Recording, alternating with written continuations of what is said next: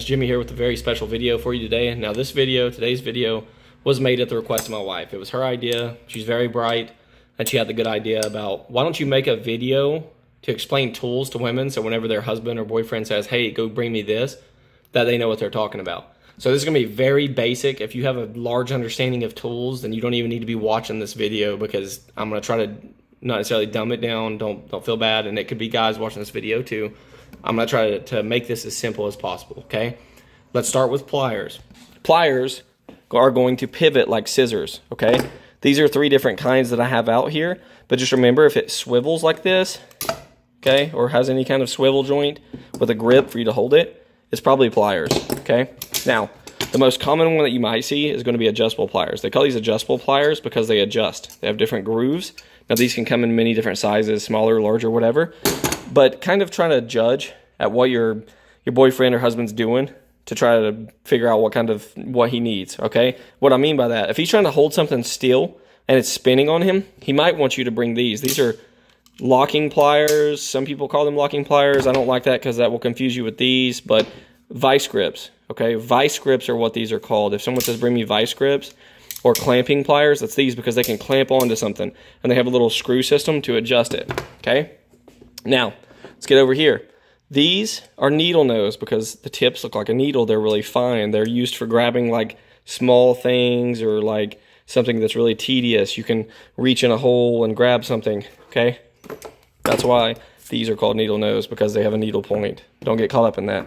Now, over here, you can see that these are separate from these pliers. Why are these separate? That's because these are cutters. You can tell they're cutters because they have cutting jaws on them. Let me open these up for you, okay? Those are sharp. If your man's trying to cut something or cut a piece of wire, he might say, bring me some cutters or some cutting pliers or something. That's what these are. These are cutting pliers or lineman's pliers because they have jaws and they can cut, okay? But just look at the jaw and see how it's made. See how these aren't made to cut up in the top? Pretty good indication that these are not cutters, okay? They just grab, okay? Over here, we have adjustable wrenches. If your man says, bring me an adjustable wrench, he might be working with 2 different size wrenches. Or, sorry, he might be working with 1 wrench already, and you working with 2 sides, right? 2 different size nuts or something like that, and he's trying to turn something and the other side's moving. And because he may not know exactly what size it is, the quick fix is just to bring an adjustable wrench. Now, why are these called adjustable wrenches? Because they adjust.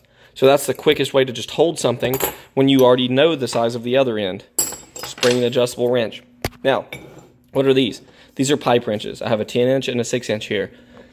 You're going to see a plumber having something like this, right? This is going to, as he turns it, the leverage is going to lock it onto something round or cylindrical, like a pipe, okay? This is a pipe wrench. Now, pipe wrenches and adjustable wrenches both use the screw system to adjust the jaws. So just remember that. Now, wrenches. Wrenches are only going to come in 2 different standards of sizes. Metric and standard. Standard is what we use in the US. If you look and it's a fraction, trying to get it to adjust for you guys, sorry. If you look and it's a fraction that says 5/16, that's a standard, that's an American size. Foreign countries use metric. So if he's working on a Honda or a Japanese car, it's probably going to be a metric. So you just look and they're literally just numbered.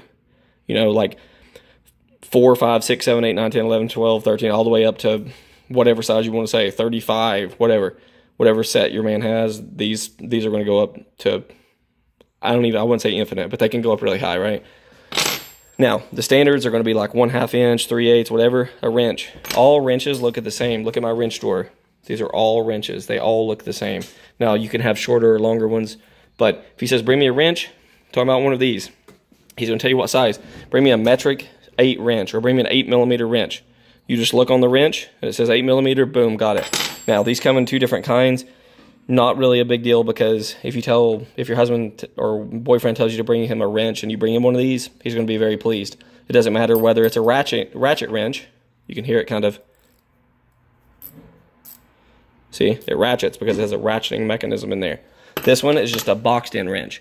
Those are the 2 different kinds of wrenches. Besides the adjustable wrench, these are the two sizes of wrenches that you're going to find in his tool drawer. Now, these are called extensions. They come in different drives. The drive is the size of the ratchet that's driving the socket, okay? So drive just means the size of the tool that you're using to turn it, okay? This is a 3/8, which is going to be your most common ratchet, which is going to be this one right here. Sorry, those are out of order. 3/8. 3/8 is the most common size ratchet. Now, it doesn't say 3/8 on it, but chances are he's already going to have the sockets laid out in a set like this, so you're not going to get the drives mixed up. But just for argument's sake, if he says bring me these come in metric and standard as well, so if he says bring me a 1/4 inch and you grab this, or let's say this isn't a 1/4 inch, 5/30 seconds, bring me a 5/30 seconds, okay, for a 1/4 inch ratchet. The 1/4 inch is the smaller one, okay? Now, take this 3/8 out, which is the most common one, and think of it like a quarter system. You have a 1/4, a half, and sometimes you'll find a 3/4 on bigger stuff like tractors. Chances are he probably doesn't have a 3/4 inch ratchet. I don't have one. I've never needed one. 1/2 inch does everything I need it to do. It's a big wrench. So think of it like 25 cents and 50 cents. 50 cents is going to be your Bubba, your big guy. Okay? In between that is the most common because it's in between being really small and really large, so they come out with 3/8 drive. 3/8 drive is going to be what most of your sockets are. If you flip it over to the square side, okay, that's going to snap right onto this. Boom. And then he can adjust the direction he wants to drive the socket. Okay, but if he's working on something and he can't get the wrench to turn because the handle's too long, we'll say, some people call it a socket wrench, right? Yankees call it that. Sorry, no offense, but this is a ratchet, okay? So, or socket wrench, whatever you want to say. But regardless, if he says bring me a smaller socket wrench or a smaller ratchet, he's probably talking about the 1/4 inch drive, which is this. It's really tiny because you can get it in a tight space. Okay, so sockets.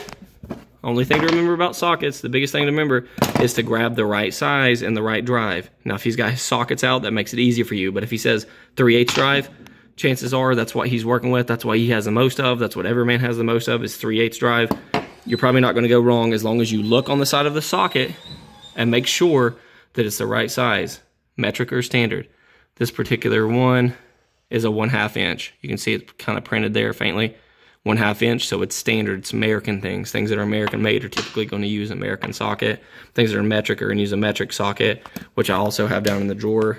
Sorry that I grabbed 2 different standards, but just remember the drive, okay? This is not going to snap onto this because it's a 1/4 inch drive. This is a 3/8 inch drive.